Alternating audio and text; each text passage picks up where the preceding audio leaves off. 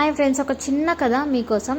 అనిత అనే ఒక అమ్మాయి ఉండేది. ఆ అమ్మాయి పెళ్ళికి ముందు చాలా ఎంజాయ్ చేస్తూ లైఫ్ను ప్రశాంతంగా లీడ్ చేసేది.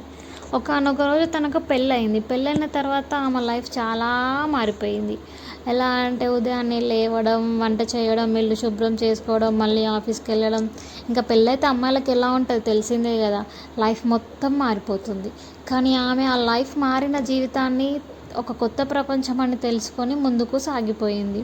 ఒకానొక రోజు ఆఫీస్లో తన కొలీగ్ ఇలా అడిగాడంట, అనిత, నువ్వు పెళ్ళయ్యాక నువ్వు చాలా మారిపోయావు, ఎలా అనిపిస్తుంది నీకు, నువ్వు ఎలా ఫీల్ అవుతున్నావు ఈ మార్పులను అని అంటే, అనిత నవ్వుతూ సమాధానం ఇచ్చింది, మారింది జీవితం కాదు, జీవన శైలి మాత్రమే.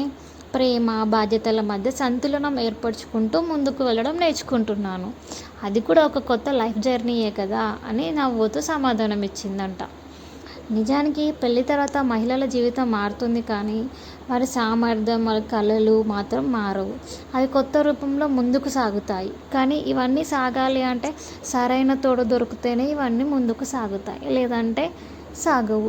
సో మనం పెళ్ళి చేసుకోవాలంటే ఒక తోడును సరైన మార్గంలో ఉన్నాడా లేదా అని చూసుకొని ఎంచుకోవాలి.